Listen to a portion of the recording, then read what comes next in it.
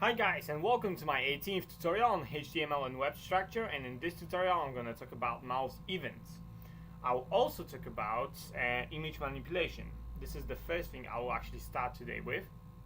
I will show you image manipulation with normal methods, and then I will move on to mouse events. So first of all, what's image manipulation? Well, as the name states, it's just simply manipulating the image. It means changing the image, for example, or replacing it, or I don't know, changing the width, the dimensions, basically, and so stuff like this. And I will show you how to do it, but also I will show you how you can load your pictures to the page with two different methods. Now, I think I showed you one method, or actually I should, and you probably used it all the time. And it's using the method of loading the pictures as the user goes. So basically, when the user scrolls, picture loads and stuff like this. So that's how it happens. What happens? But there's other way, and this other way can basically load the pictures as the page loads itself. It may take a bit longer, but at the same time you don't have to wait for the pictures to change or load, whatever, because the change is immediate. Now, I will use the body for this purpose now, and I will simply have to have one image on my page. You can have more, and simply I will explain that in a minute actually. So role, I have two images actually, which I will use for mouse events, but I will use them now as well. I don't know, you can give it dimensions if you want. So width, for example, equals 200, and height equals to 50, let's say. You don't have to name it because there's no point. And now I will use two buttons to change between images. So I would use two buttons. So I need a form, form like this, form here, and two buttons. I need to create two buttons. So input type equals button, and give it some kind of value equals role. And now I will use onClick event. I will show you how to use the mouse events later on. I will just show you how to change the images first. So now, when you click it, some kind of event should happen, right? What I want to happen is to change the image. How you change the image? Well, there's a specific array on your page. Whenever you create an image, when you create one image, you have a specific array. This array will contain all the images you have. It will contain all the positions of your images, as well as what image it is, basically. So you can change this image using this array. You can change simply the source. You won't change the height and basically the dimension. You won't change the place of the image, but you will change the image itself. And to do that, you use basically the document dot command. Document dot will allow you to get to the images array. You have images array which has specific index number. Now, when you have one image on your page like this, I create one image, you have just one index, 0, basically. When you have 3, you will have 3 indexes. When you have 100, you will have 100 indexes. And the indexes basically go in order. So this one is 0. When you create one below it, it will be 1, and so on. So it's from the top to bottom. It's like sequence, basically. And on click, so basically document dot images. I don't think you can spell it any way you like, probably. It has to be images, basically. It has to say images. You can spell it with capital letters, I think. 0, because this is the only image I have. So it's the first index in my array. That's src. So this will correspond to this image, basically.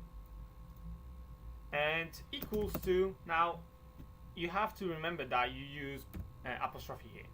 You don't use quotation mark or speech marks, however you call this.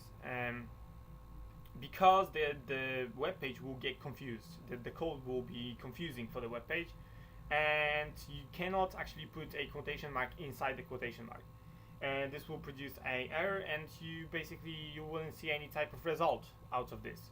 So you have to use an apostrophe to specify the source, the path basically.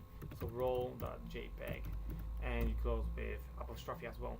Now when you have everything created, everything declared and stuff like this, where you've put your path and stuff like this, you close it actually with a quotation mark. So you can see quotation mark starts here, but it also ends here. So this is one expression. This is one code-like thing, structure. The same goes with this one.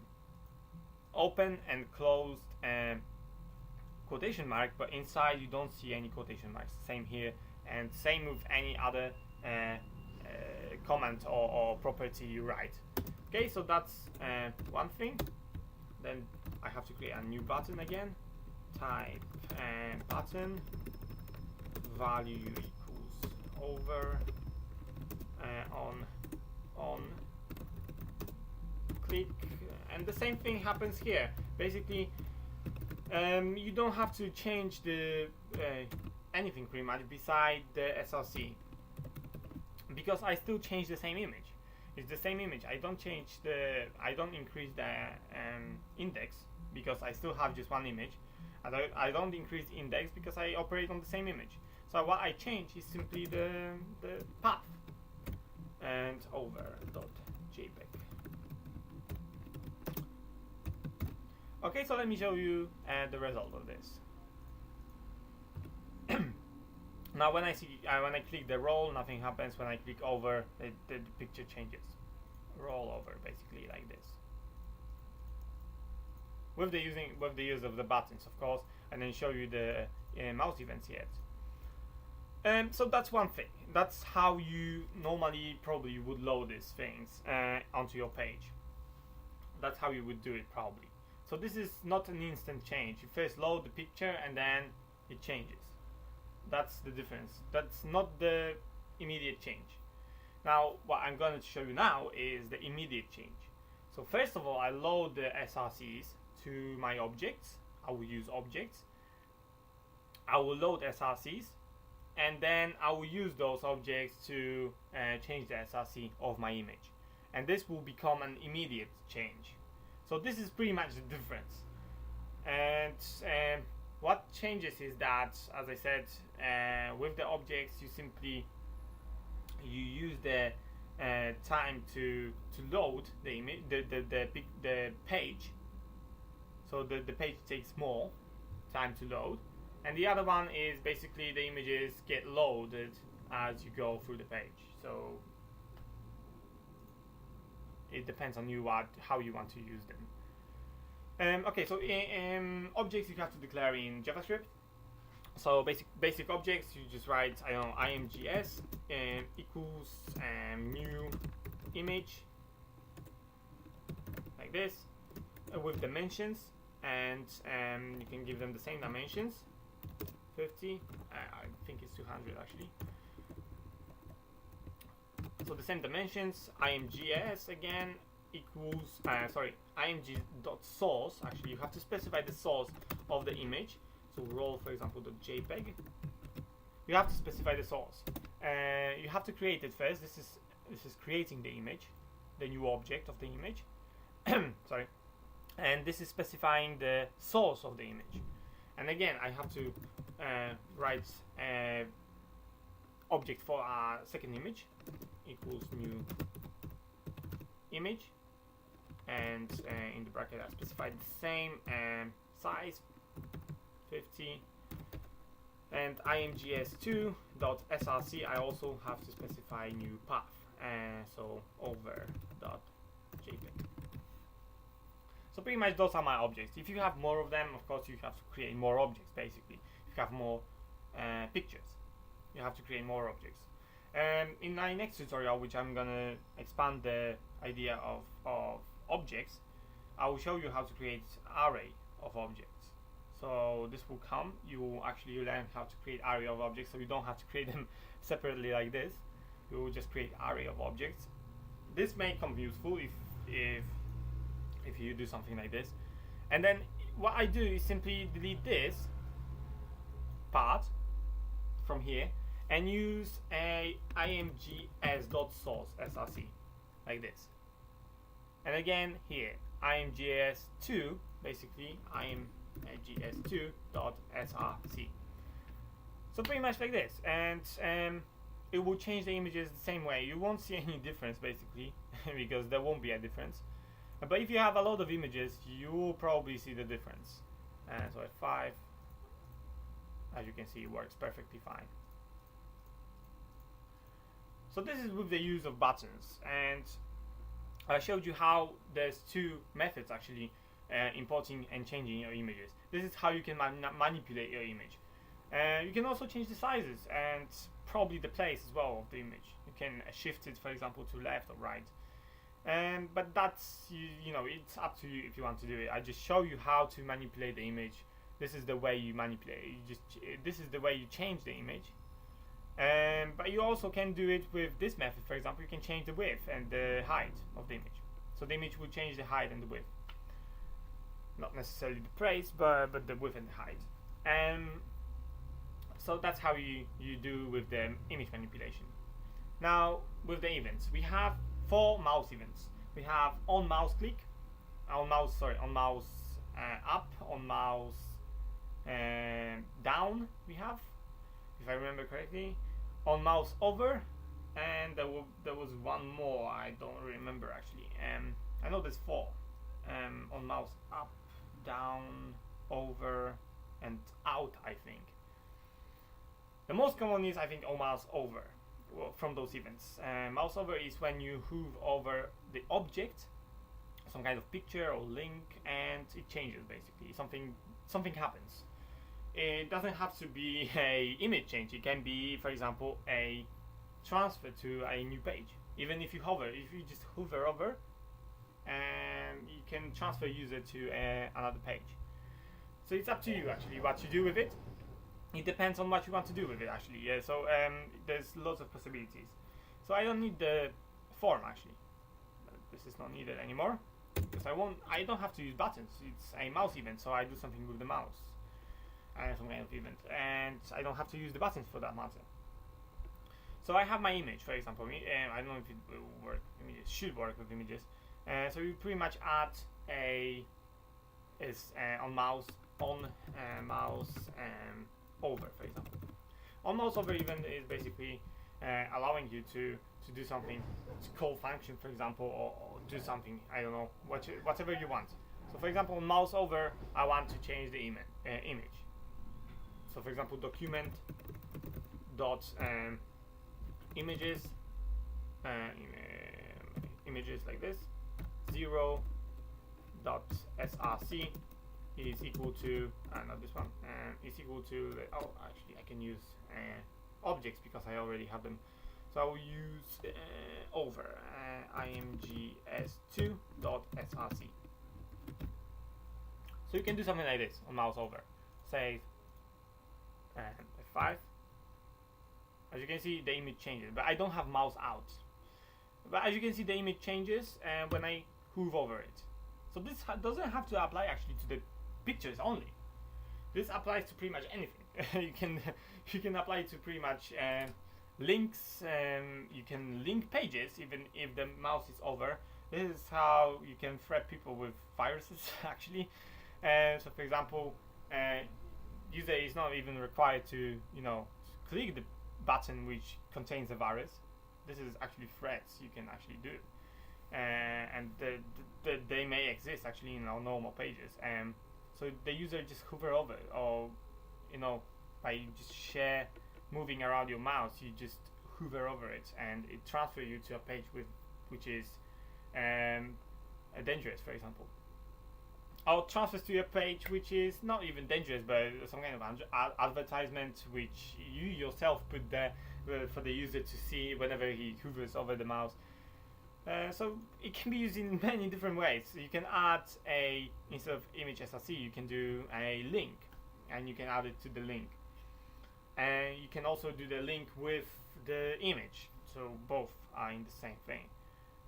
So the image will be a link, basically something like this. Now this is on mouse over. If you want to add on mouse out, yeah, I think you can do it in the same place. Actually, on mouse, I think it's out. I don't remember actually. On mouse out, it's the most. I think it is, but I'm not sure. Let's see actually. So I will have document.images and 0.src equals and imgs.src, like this. I don't know if this will work actually. I'm not sure, because I'm not sure if this is the name of the image. Yeah, actually it works. It's mouse out, so I was correct. So as you can see, I've created a animation basically.